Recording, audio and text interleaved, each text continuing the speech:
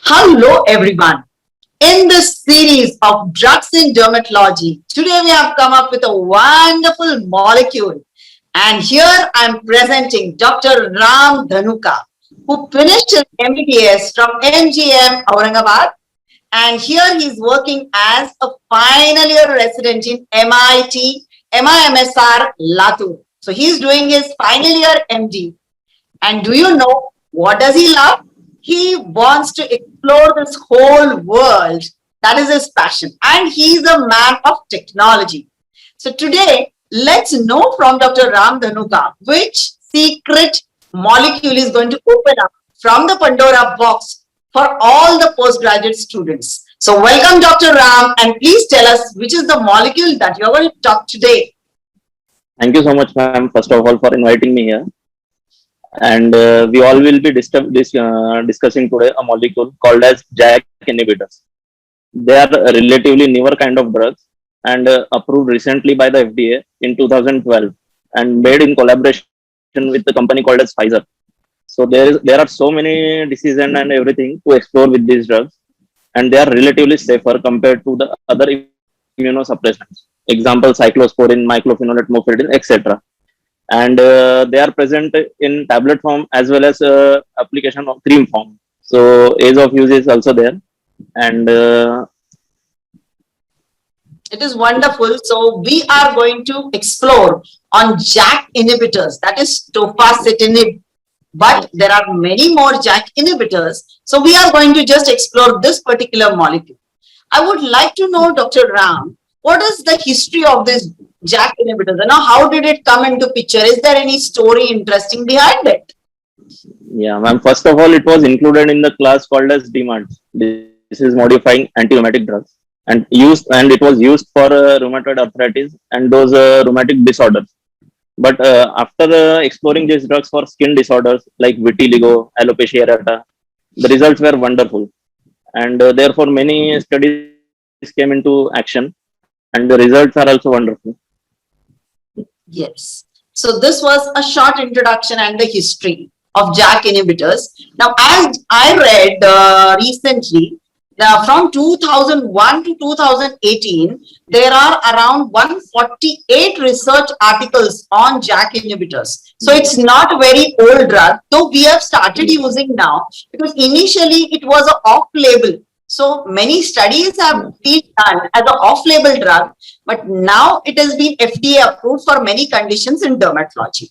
Yes, I would like to know, Dr. Ram, what is the mechanism of action? And tell me the true name of this JAK inhibitor, because there are various levels of it, isn't it? So tell us the name of the JAK inhibitors first, and then tell us the mechanism of action of it in short. Okay, ma'am. JAK inhibitors are divided into class 1 and class 2 drugs. Class 1 includes tofacitinib, ruxolitinib, then baricitinib, and osialitinib. And class 2 includes pacifitinib, which acts on all the JAK inhibitors receptors 1, 2, 3, and TCR4. We will discuss it later. Then also includes momelotinib. The class 2 drugs are less explored drugs, and while class 1 are most commonly used nowadays. And the best example of it is tofacitinib. Now we will discuss the mechanism of action of this JAK inhibitor. The JAK inhibitors acts on the JAK-STAT pathway, which is an intracellular pathway carrying signal to the nucleus for the releasing of pro-inflammatory cytokines. So the JAK are first of all recruited by the cytokinin 1 and 2 receptors after the attachment of the molecules on cytokinin 1 and 2. After recruitment, JAKs phosphorylate the STATs after recruiting the STATs from the intracellular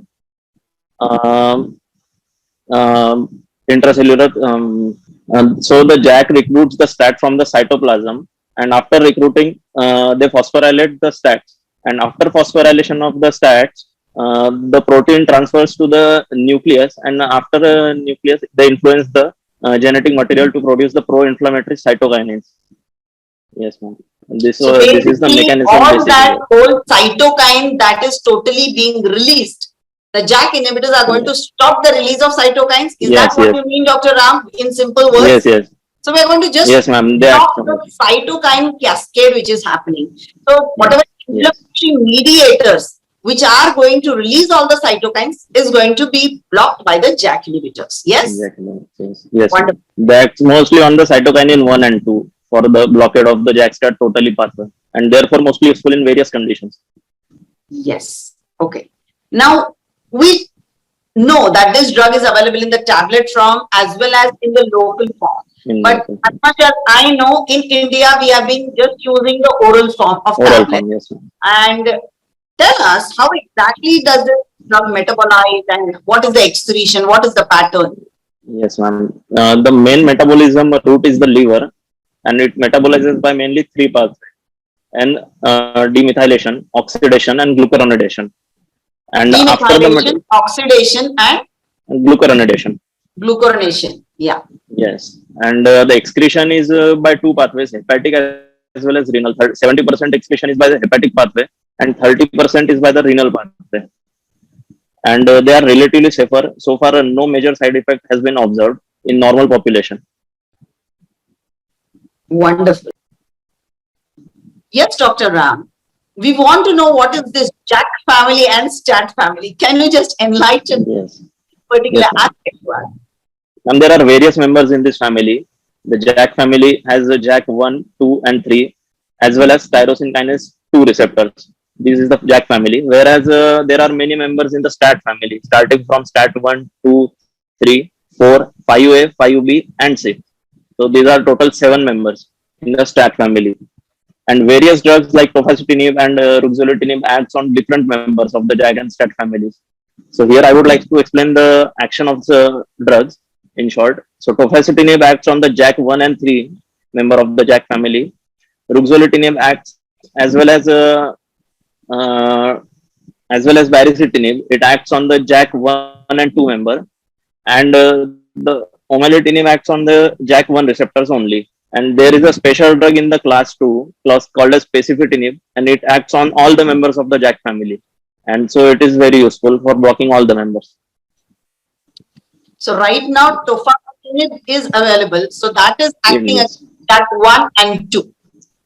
JAK 1 and 3 inhibitor, ma'am. JAK 1 and 3. Wonderful. 3, yes. Yes. So how do we go about knowing the indications of tofacitinib? Yeah, ma'am. First of all, in indication, when it was initially launched, it was indicated for rheumatoid arthritis, Crohn's disease, then ankylosing spondylitis. None of these were the dermatological conditions.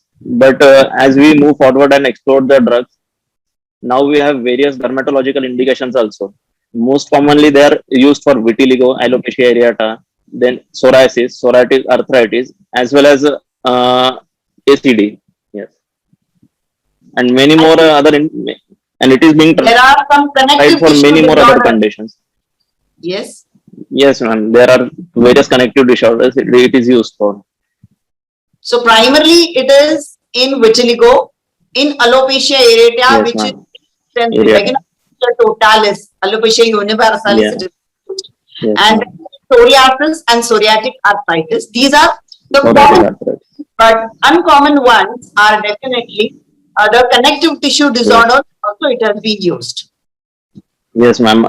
The uncommon disorders for which it is being used are, like I would like to say, cutaneous lymphoma, cutaneous host versus graft disorders, then melanoma also, allergic contact dermatitis, then Atopic sclerosis. Yes, ma'am. Atopic dermatitis. Yes.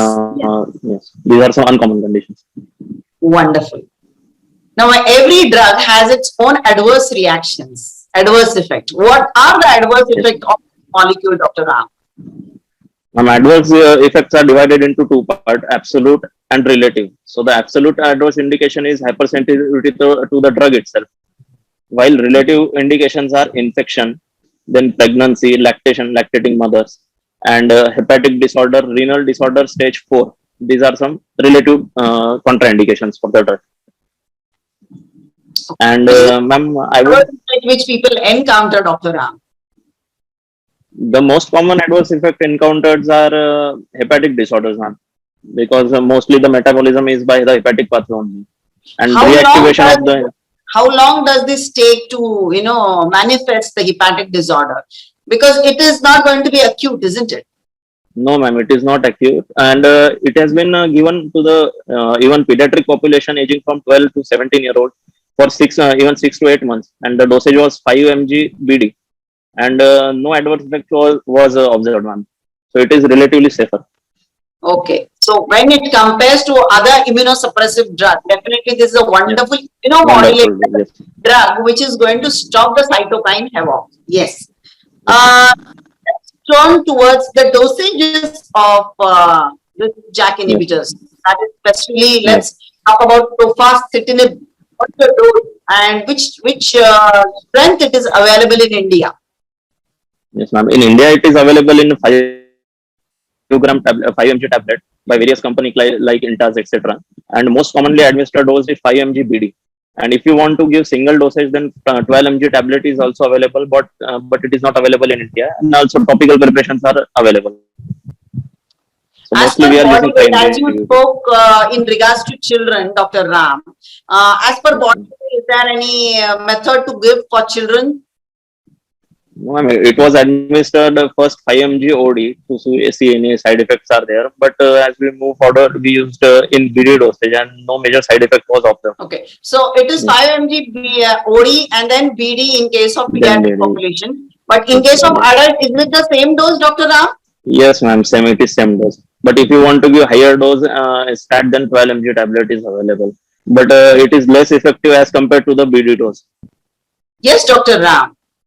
There must be some studies that you have gone through when you are researching this particular molecule. Can you highlight on some studies? Can you tell us? Yes, ma'am. I have went to various studies, but I would like to elaborate some special studies and which have given us wonderful results. So, ma'am, in alopecia areata, first of all, the main molecule acting over the hair follicles is CD8 positive T cells. They attack on the hair follicles and causes loss of hair, and therefore we get alopecia areata. So the JAK-STAT pathway is blocked by the JAK inhibitors, causing decrease in levels of the CD8 positive cells, and therefore we get the results. So in one study, 66 patients were given 5 mg BD dose for 6 months. So the results of the study were like 32% patient got completely cured, while 64% patients showed more than 50% improvement. Ma'am, but the thing here is after stopping the drug, like every patient experienced hair fall after 6 months. And in one study in vitiligo is also there. The results were also wonderful in that. The main molecule here also is CD8 positive T cells acting on the melanocytes. After in special cases, ma'am, there are few special cases to be considered, like lactation. The drug is released in the milk, and therefore it should not be given while lactation. And if mistakenly the drug is given, then we have to wait for like 18 hours before feeding the baby. And in a 18 hours, geriatric, yeah. 18 hours, yes, 18 hours gap is to be given. Mhm. In geriatric population, first of all, we will have to rule out the tuberculosis, HIV status, HBsAg status, because there is a risk of reactivation of the infection. And in pregnancy, the drug can be given, but we will have to rule out the risk versus benefit ratio. Risk And benefit. yes, and in children, it is given like I told you before, with no major side effects. Yes. Okay. Okay. So there are studies about vitiligo, about alopecia areata, and about the geriatric population and the pediatric population, which you Pediatric mentioned. special one. But Yes. since most of these are autoimmune disorders, and you may have a very good result, but you never know again when the autoimmune phenomena is going to set in. So you cannot give 100% lifelong guarantee. Yes, yes. No, Yes, no guarantee. can have a qualitative change, because when in case of alopecia areata, when somebody regains their hair back, definitely the quality of their life definitely changes. So it is a wonder molecule when it comes to alopecia areata, and vitiligo people are definitely oppressed. So if you could really suppress that CD8 and reduce the activity of the unstable vitiligo, I think it is going to work as a wonder molecule. Great. So how do we monitor this drug, Dr. Ram? And before giving the drugs, the monitoring guidelines are as follows. First, we will have to check the LFT values, KFT values. Then we Primary will have to go for CBC is the one HbA1c for status. everybody. Yes, ma'am. CBC also there. Then HbA1c status. Then tuberculin test we will have to do. Lipid profile we will have to do. Chest X-ray, And after giving the drugs, in India. yes, tuberculin test, chest X-ray. And after starting the drugs, in 1 month, we will have to again check for LFT, KFT, lipid profile, and CBC. And then So after a month, starting, same thing yes, repeated. after one, and like if you want to give a drug for 6 months or 1 year, then every 3 months we will have to check for CBC, LFT, KFT as well as lipid profile. These are the monitoring guidelines. Yes. Many a times we are called for a cross reference, and there are so many drugs that a physician would have advised. So there is a question mark as to what the drug interaction that is happening. So can you tell us some real salient drugs which interact with JAK inhibitors? Mostly ketoconazole, fluconazole, which are strong inhibitor of the CYP3 A4 molecules, and as well as CYP2 C19. And both of the pathways are used by tofacitinib as well. So we will have to reduce the dose of tofacitinib if ketoconazole, fluconazole are already used in the same patient. While if the patient is prescribed for immunosuppressants, then we cannot give tofacitinib as well as other immunosuppressants because of the risk of increased infections. So these are the things to keep in. Yes, Dr. Ram, you have really given us an elaborate information. But my postgraduate students want to know everything in precise, concise, small packet form. So what are the 4 salient features would be a take-home back message so that even if they remember that, they can write a short question or a long question on it? Yes, ma'am. The points are like the first point is topical preparation is present for milder diseases, relatively safe. And third point is better results as compared to the other immunosuppressants. And the last point is like it is subject to intensive research, like it is a relatively new molecule. So there are lot many things to be explored with this drugs. So wonderful. This was tofacitinib from MIMSR, Latur Medical College. Myself, Dr. Smita Chakote, Professor, and Dr. Ram Dhanuka.